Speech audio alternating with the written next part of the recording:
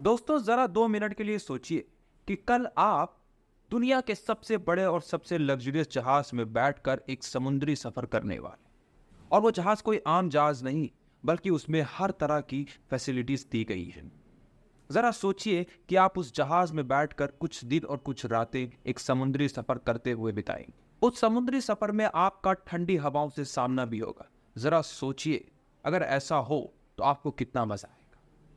लेकिन अब जरा सोचिए कि आप ये सफर कर रहे हैं और अचानक से आपके जहाज की टक्कर किसी चीज से हो जाती है और उसके बाद जहाज में होल हो जाता है और जहाज के अंदर पानी आने लगता है और फिर आपको पता चलता है कि ये जहाज डूबने वाला है।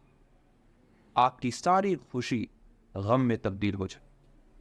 ठीक यही हुआ था आज के 111 साल पहले, जब लोगों की खुशी गम में तब्दील हो गई। जी हाँ, आपने बिल्कुल सही समझा। मैं बात कर रहा हूं रॉयल मैनशिप टाइटैनिक के डूबने की। यह जहाज अपने जमाने का सबसे लग्जरियस और सबसे बड़ा जहाज था। इस जहाज को लेकर कई किस्से कहानी आपने सुनी होंगी। कई लोग इसके बारे में आज भी बात करते हैं। 20वीं सेंचुरी की ये एक बहुत बड़ी दुर्घटना थी जब टाइटैनिक डूबा था। टाइटैनिक को बनाने में जो कॉस्ट आई थी वो आई थी $7.5 मिलियन, यानी कि आज के हिसाब से लगभग $400 मिलियन। इसकी जो लेंथ थी वो 269 मीटर से ज्यादा थी और इसकी हाइट 50 मीटर से भी ज्यादा थी और इसका वजन 46,000 टन से ज्यादा था। दोस्तों, इस जहाज को जिस कंपनी ने बनाया था उसका नाम था वाइट स्टार लाइन। उसके वाइस प्रेसिडेंट थे फिलिप एस फ्रैंकलिन। इनका कहना था कि यह जहाज अनसिंकेबल है, यानी कि यह जहाज डूब नहीं सकता। यह उनका दावा था। यह जहाज अपने पहले सफर पर निकलता है 1912 10 अप्रैल को। साउथहैम्पटन इंग्लैंड से इसे न्यूयॉर्क जाना था। लेकिन इस जहाज पर बैठे हुए लोगों को यह नहीं पता था कि यह इस जहाज का पहला और आखिरी सफर होने वाला है। इस जहाज की अगर हम फीचर्स की बात करें तो इस जहाज के अंदर बहुत ज्यादा फीचर्स दिए गए थे। Stained glass mirrors, deep salt water swimming pool भी था इसके अंदर, gym, squash court, Turkish bath, steam room, 4 restaurants और 2 बार्बर शॉप से लेकर लाइब्रेरी भी थी इस जहाज में। और इस जहाज में बहुत तरह के लोग मौजूद थे। इंडस्ट्रियलिस्ट थे इस जहाज में, एक्टर्स भी थे और इमाइग्रेंट्स भी थे जो अमेरिका जा रहे थे। मैं आपको 2 एग्जाम्पल देता हूं। अमेरिकन बिजनेसमैन बेंजामिन गूगनहाइम भी इसके अंदर थे। ब्रिटिश जर्नलिस्ट विलियम थॉमस स्टिड भी इसके अंदर थे और भी बहुत सारे लोग थे। लोग अपने पहले सफर को लेकर बहुत ज्यादा एक्साइटेड थे क्योंकि इतने बड़े जहाज में वो सफर करने जा रहे थे। टाइटैनिक, जिसको टाइटल मिला था अनसिंकेबल। इस जहाज की कमांड संभाले हुए थे Edward John Smith, senior captain Edward John Smith, जिन्हें मिलियनर्स कैप्टन भी कहा जाता था। दोस्तों, ये जहाज अपने पहले सफर पर निकला ही था कि इसे आइस वार्निंग्स मिलना स्टार्ट हो गई। आइस वार्निंग्स बहुत अनयूजुअल नहीं है। ये इसलिए दी जाती हैं ताकि जहाज को अवेयर किया जाए कि यहाँ पर आइसबर्ग मौजूद हैं, आप संभल कर चलिएगा। यही वार्निंग टाइटैनिक को भी दी गई कि अटलांटिक ओशन में आइसबर्ग्स हैं, आप संभल कर चलिएगा।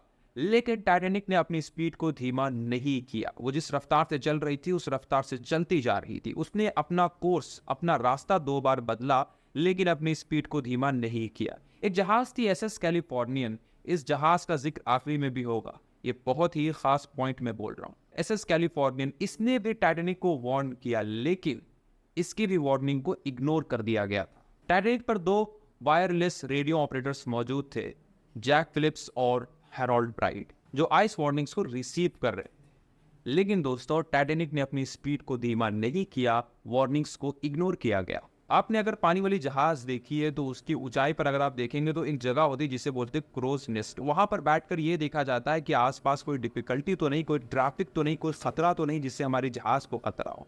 तो वहां पर बैठकर जो देखते हैं उन्हें बोलते हैं लुकआउट। दोस्तों, ठंडी हवाओं के चलने से मुश्किल भी हो रही थी उन्हें देखने में।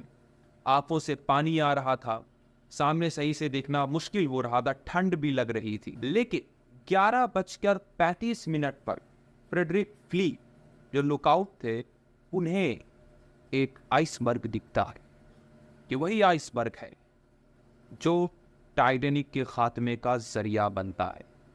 जहाज को इन्फॉर्म किया जाता है कि सामने आइसबर्ग है। फौरन जहाज की डायरेक्शन को चेंज करने की कोशिश की जाती है। इंजन को रिवर्स में डाला जाता है और जहाज को लेफ्ट लेने की कोशिश की जाती है, लेफ्ट मोड़ने की कोशिश की जाती है।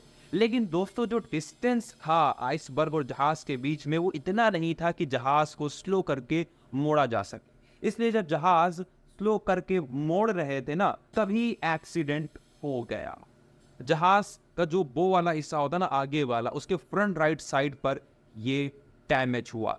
300 फीट तक जो जहाज की मेन बॉडी ना, हल, वो डैमेज हो गई। और दोस्तों इस जहाज में डबल बॉटम हल था। हल मैंने बताया मेन बॉडी, डबल बॉटम हल यानी कि इस जहाज के नीचे 2 लेयर्स लगी हुई थी। अगर एक लेयर डैमेज हो जाए तो दूसरी लेयर जहाज को प्रोटेक्ट करेगी। लेकिन जहाज का जो एक्सीडेंट हुआ ना, वो फ्रंट राइट साइड से लड़ी, और फ्रंट राइट साइड पर जो है ना सिंगल लेयर लगी थी, इसलिए एक बड़ा डैमेज देखने को मिला। और उस जहाज में 16 वाटर टाइट कंपार्टमेंट्स भी दिए गए थे, और अगर 4 कंपार्टमेंट्स में पानी भर भी जाए तो भी पानी आगे नहीं बढ़ेगा, यानी कि जहाज सेफ रहेगा। लेकिन जब एक्सीडेंट हुआ ना, तो 4 नहीं बल्कि 6 कंपार्टमेंट्स में पानी भर गया। तो अब सबको पता चल गया था कि जहाज का बचना बहुत ही ज्यादा मुश्किल है। दोस्तों जो शिप की डिजाइन रखी गई थी ना, उसमें काफी सोच विचार हुआ था। शिप की ऊंचाई को लेकर सोच विचार किया गया था।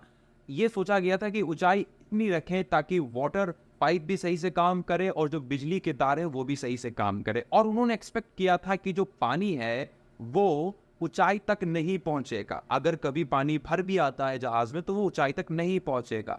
लेकिन जब ये हादसा हुआ तो पानी ऊंचाई तक पहुंच जाता है। दोस्तों एक्सीडेंट के बाद इस जहाज का जो सामने वाला हिस्सा है वो समुद्र के अंदर जाने लगा, और जो दूसरा हिस्सा है जो प्रोपेलर्स थे वो बाहर आने लगे, यानी कि जहाज ऐसे टिल्ट होने लगा। मिडनाइट होते होते पानी जो है जहाज में और जगह फैलने लगा और जहाज तो टिल्ट हो गया था। जहाज के दोस्तों दरवाजे भी बंद नहीं हो रहे थे। 1:20 तक जो एंकर चेन होल्स होते हैं ना, उससे पानी जहाज के अंदर आने लगा। सिचुएशन दोस्तों बद से बदतर होती जा रही थी। लोगों में हड़कंप मच गया था। जहाज जिस हिसाब से टिल्ट थी उसको देखकर लोगों की हालत खराब थी। लोग घबराए हुए थे, चीख रहे थे, चिल्ला रहे थे। जरा सोचिए अगर आप उनकी जगह पर होते तो आप क्या करते।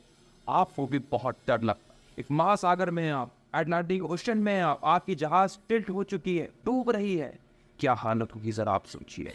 दोस्तों जब हादसा हुआ तो उसके बाद टाइटैनिक की तरफ से डिस्ट्रेस कॉल्स की गई ताकि कोई जहाज हो तो उनकी मदद करे, उनकी हेल्प करे। एक जहाज थी कारपेथिया, वो 100 किलोमीटर से भी ज्यादा दूर थी, लेकिन वो मदद करने को रेडी हो गई और वो आ रही थी। पैसेंजर्स कोशिश कर रहे थे कि वो लाइफ बोट पर बैठकर चले जाए।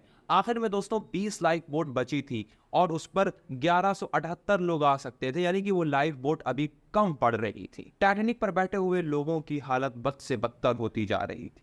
2:18 पर टाइटैनिक की लाइट चली जाती है और 2:20 पर यह टाइटैनिक 2 हिस्सों में टूट जाता है और उसके बाद धीरे धीरे डूबने लगता है। जो जहाज थी कारपेथिया वो 1 घंटा लेट पहुंचती है 3:30 पर। जो सर्वाइवर्स थे लाइफ बोट में, यानी तकरीबन 700 लोगों की वो मदद करता है और उन्हें अपनी शिप में रख लेता है। इस हादसे में 1500 से ज्यादा लोगों की मौत हो जाती है और जिस आइसबर्ग से वो जहाज टकराया था उसका जो वेट एस्टिमेट निकाला गया था वो था 1.5 मिलियन टन्स। 400 फीट लगभग उसकी लेंथ थी और सी लेवल से वो लगभग 100 मीटर ऊपर था। तो ये आइसबर्ग कितना बड़ा होगा जरा सोचिए, और जब ये टक्कर हुई होगी तो कितनी जोरदार की वो टक्कर रही होगी, जरा सोचिए आप। तो दोस्तों जिस जहाज को कहा जाता था कि वो अनसिंकेबल है, वो अब डूब चुका था और 1500 से ज्यादा लोगों की मौत हो चुकी थी। इस हादसे के बाद जो व्हाइट स्टार के चेयरमैन थे जोसेफ ब्रूस, इसमें वो व्हाइट स्टार लाइन की ऑफिसेस में मैसेज सेंड करते हैं। मैं उनका मैसेज आपके सामने पढ़ के बताता हूँ। Deeply regret advise you Titanic sank this morning 15th after collision iceberg resulting serious loss life further particulars lack. ये था उनका मैसेज हादसे के बाद जो उन्होंने व्हाइट स्टार लाइन की ऑफिसेस में भेजा था। अब जरा हम बात करते हैं इन्वेस्टिगेशन के बारे में। जो उसके बाद इन्वेस्टिगेशन हुई थी उसमें क्या क्या सामने आया, हम कुछ चीजें जानने की कोशिश करते हैं। दोस्तों इन्वेस्टिगेशन में ये सामने आया कि भाई लाइफ बोट ड्रिल्स जो होती है ना वो नहीं हुई थी। ये भी बताया गया था कि एक जनरल वार्निंग नहीं दी गई थी पैसेंजर्स को, जिसकी वजह से वो अनअवेयर थे, और सफिशिएंट लाइफ बोट्स भी नहीं रखी गई थी क्योंकि इस जहाज को कहा गया था अनसिंकेबल, तो उन्होंने जरूरत नहीं समझी। दोस्तों अब हम बात करते हैं एसएस कैलिफोर्नियन जहाज के बारे में, जिसके ऊपर मैंने आपसे बोला था कि हम इसके ऊपर बात करेंगे आखिर में। एसएस कैलिफोर्नियन जो जहाज थी वो टाइटैनिक का जब हादसा हुआ था तो उसके बाद टाइटैनिक से वो 37 किलोमीटर की दूरी पर थी और कारपेथिया इससे भी ज्यादा दूरी पर थी, लेकिन कारपेथिया बचाने आई और एसएस कैलिफोर्नियन बचाने नहीं आए, बल्कि वो बहुत बाद में पहुंचे और जब पहुंचे तो लाशें समुद्र पर तैर रही। एसएस कैलिफोर्नियन के जो कैप्टन थे स्टैनली लॉर्ड, जिन्हें काफी क्रिटिसाइज किया जाता है, उन्होंने कोई एक्शन नहीं लिया था। अपने वायरलेस ऑफिस को बंद करके रखा था, इसी वजह से डिस्ट्रेस कॉल्स भी रिसीव नहीं हो रही थी। और जब टाइटैनिक के लोग आसमान में फ्लेयर्स को छोड़ रहे थे तो कैप्टन को जब पता चला तो कैप्टन ने कहा कि यार ये तो कंपनी रॉकेट्स, और उन्होंने इग्नोर किया, उन्होंने एक्शन नहीं लिया। दूसरे दिन जब ऑफिस खुली तब तक की देर हो चुकी थी और जब ये जहाज वहां पहुंचा सीन पर तब लोगों की लाशें तैर रही थी। एक थ्योरी के मुताबिक ये भी बताया जाता है कि जो जोसेफ ब्रूस स्मिथ है, व्हाइट स्टार के चेयरमैन, उन्होंने सीनियर कैप्टन स्मिथ को इन्फ्लुएंस किया था कि इस जहाज की स्पीड धीमी नहीं करनी है, क्योंकि उन्हें यह सफर 6 दिन में कंप्लीट करना था। उन्हें अपना पहला सफर 6 दिन में कंप्लीट करके रिकॉर्ड बनाना था, इसीलिए उन्होंने प्रेशर को बनाए रखा। तो दोस्तों ये मैंने इन्वेस्टिगेशन के बारे में आपको थोड़ा बहुत बता दिया, लेकिन आप इन्वेस्टिगेशन खुद पढ़िए और जानिए कि आखिर कौन था इसके पीछे, किसकी किसकी गलतियां थी। अब जानते हैं कि इसके बाद क्या हुआ। यूएस और ब्रिटिश की तरफ से सेफ्टी रिकमेंडेशंस को प्रपोज किया गया। 1913 में first international conference for safety of life at sea को लंदन में बुलाया गया और उसने रूल्स बताए। रूल्स क्या क्या थे मैं आपको पढ़ के बताता हूं। एक रूल ये था कि जितने भी लोग शिप पर बैठेंगे उनके लिए लाइफ बोट्स होंगी और हर सफर से पहले लाइफ बोट ड्रिल्स भी होंगी। इंटरनेशनल आइस पेट्रोल्स को भी स्टैब्लिश किया गया। ये इसलिए स्टैब्लिश किया गया ताकि नॉर्थ अटलांटिक शिपिंग लेन्स में चलने वाली जहाजों को वार्न किया जा सके आइसबर्ग को लेकर और आइस को भी ब्रेक किया जा सके। दोस्तों टाइटैनिक का जो रैकेज था वो 1985 को 1 सितंबर को डिस्कवर किया गया और वो अटलांटिक में 13,000 फीट अंडर वाटर पाया गया। तो ये थी टाइटैनिक की कहानी जो मैंने आपको सुनाई। इससे एक चीज पता चल गई कि आदमी को हकीकत को एक्सेप्ट करना चाहिए और कभी भी घमंड नहीं करना चाहिए। तो दोस्तों अगर इस वीडियो को आपने इंफॉर्मेटिव पाया तो प्लीज आप इसे लोगों में शेयर करें ताकि उनको भी ये इंफॉर्मेशन मिले, वो भी हिस्ट्री से अवेयर हों। मिलता हूं अगले वीडियो।